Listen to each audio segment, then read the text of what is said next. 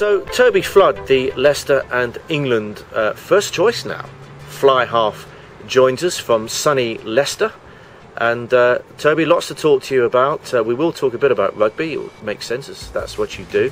But before we get into that, lots of interesting facts and details about you, starting with your thespian family. Perhaps you'd like to quickly run through, because you've got quite a few actors or at least acting influenced members of your family. Yeah, I suppose so. I guess my grandparents both were actors, both on the male side. My dad's dad did a lot of stuff like Doctor Who and Ratcatcher, stuff I haven't got a clue about, you know, stuff that I never saw long before my time. But my mum's dad as well was in a lot of films, travelled all over the world and did, you know, all sorts of films, stuff like Guns of Navarone and all sorts, and then they've kind of carried on from there. So it's always kind of been, I guess, a part of the family. Right, now I'm going to stop you there immediately, because you've just sort of brushed that aside. Yeah. Hang on, your dad's dad was in Doctor Who? A little bit, yeah. What role did he play? I mean, was he no idea. Was he a baddie? Was he a goodie? I think he was a baddie for a while, yeah, a few episodes as a baddie. Was he a monster? No idea. No idea. A Dalek? Was it inside a Dalek thing? You'll have to ask him. Honestly, I've got no idea. These things are kept a secret. They're on the lock and key in the house, I don't know. And then the other one, on your mum's side, was in the Guns of Navarone, which is everybody's probably top 5 favourite war films. Most hated 3-hour film on BBC Two come Easter or something like that. Yeah, exactly. No, it's Gregory Peck, David Niven. Yeah, you know, he was neither of those. He was who was he? He was the German general in that, with the massive big red lapels, and he was in. If you ask my mum, he was in a fair few films. See, for you, I mean, it's you've known about this all your life, obviously, but to us at Sportsvibe, we are genuinely very excited by that. I'm sure you're genuinely not. Did you? No, I am anyway. Maybe it's just me. Did your mum's dad, your granddad, in the Guns of Navarone, did he come to a untimely end, blown up by the Brits? I think he was blown up by the Brits, yeah, because he left Germany in, I think, 1936. Something like that, to guess, within 2 years, just as Hitler's rise to power. So he was forever playing the kind of nasty German in all British films and all those sort of things. Yeah. And your father, was it your father, or is it your father a theatre manager? He was, yeah, at Whitley Bay. My mum was very similar in Alnwick at Newcastle, North Tyneside, but they've both kind of slowed down now. So yeah, they've always had it around and done. We've always spent loads of time going to like theatre and things like that, you know, trying to pretend to look educated. Well, which begs the question, Toby. I mean, don't get me wrong. Your career choice hasn't been too shabby, but not for you.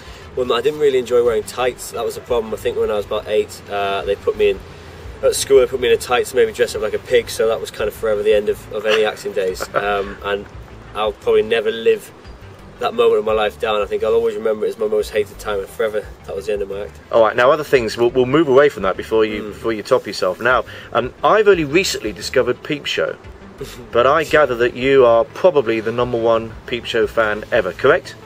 Not #1 ever, but myself and Matthew Tate, when we used to kind of go in tours, used to spend a lot of time watching Peep Show and things like that. It isn't too bad. It's pretty good.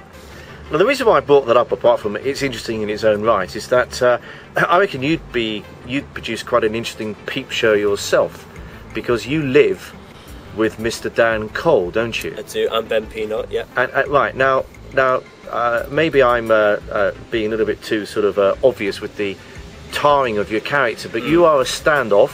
You're a pretty boy, and you're with a gnarled, even though he's a young man. He does look old. Leicester. So that has its own connotations. Mute of a prop. So that is the odd couple. Yeah, I think we're quite similar in terms of personality, in terms of how we view the world. Not so similar in anything else. Coley is an interesting character. I have to admit, he likes shaving his back in the bath. He spends a lot of time having made sexual innuendos and thinking they're hugely funny. But they're the kind of 2 or 3 things that he enjoys most. But you know, he's a good guy to have around, because he's just a grumpy old middle-aged man who's in a 22-year-old's body. Now, it's your house, isn't it? It is. You're the landlord. I am. He rents from you. How do you feel about back hairs in the bath? He has his own bath to which he can put his own back hairs, but he will be, you know, footing the bill come the end of the 6-month time he's living with me, for sure. It's not nice. Pino has to share a bathroom with him, and Pino has raised a couple of concerns with the amount of hair, and I think generally a lot of it's from his head, because he is obviously balding quite quickly for a 22 or 23-year-old man. He does look about 40, but he's he's an interesting character to live with for sure.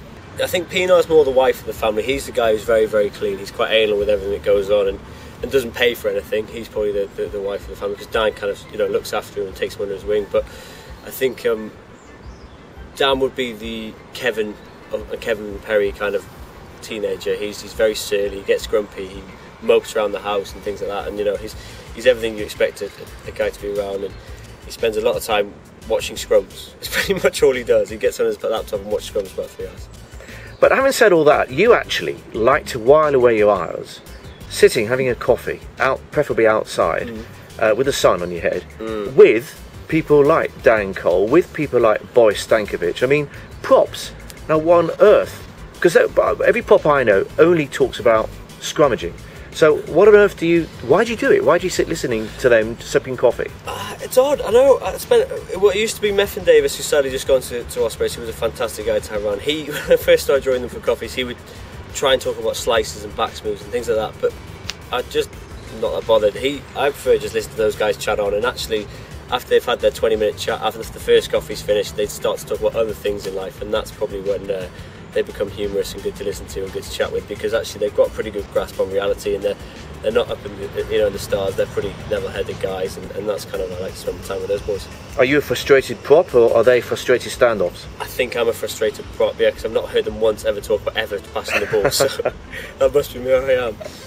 Well, you are a standoff, and you have committed the heinous crime of taking, at the moment anyway, the number 10 jersey for England. I say heinous crime because you've taken it from Johnny Wilkinson, who, as if that isn't bad enough, the national hero that he is, was pretty much your mentor at Newcastle. I don't know how you can sleep at night.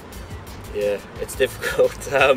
No, the good thing is, with him being around when I was coming through the academy, we got on really well, and we've got a good relationship, he's a good individual to have about, and he was the first to come over and say congratulations when you got the kind of jersey or whatever you put it. So it's never really been an issue for me to have work around. It's always been a help, because you always know that he's going to be working so hard and you've got to work hard. And, he's a good guy to have around for sure. Well, we'll let you go in a second, Toby. Very quickly, it's the start of the Premiership. Every season's exciting potentially for Leicester, and obviously you've come back on the back of beating Australia, which doesn't happen too often, and that kind of performance and results been a long time coming, but I think we've all felt it was there, and now it's happened. So long way to go, obviously, but things are looking up, aren't they? Yeah, I think so. I think that was a big thing for us. I think it was a bit bittersweet. We lost the first one, played poorly, and won the second, and had we probably played somewhere to our potential in the first, it would have been a better game for us, and who knows what would have happened. But there's a huge amount of way to go. We've got the Autumn Internationals, which are massive, New Zealand first up, but having come back from Australia, you're one of 3 English teams who ever won over there. You realise it's a big feather in your cap, and something that's very good for you. But the team needs to get better, and hopefully it's a big stepping stone onto where we want to be. So, in short, your goals for the next 12 months: get to the World Cup, win silverware with Leicester, continue on the up with England, and just make sure Dan Cole's back hairs moves out. To be honest, yeah, he got very close to moving out, and then they pulled the house out from underneath his feet. So I think we're going to go around and egg that person's house, because I was so happy to get him out of the house. But fingers crossed, something might happen soon. You even make that sound like just about your #1 priority for the next 12 months. Just up there, I have to admit, it's the toss of a coin between that and winning the World Cup. It's very close.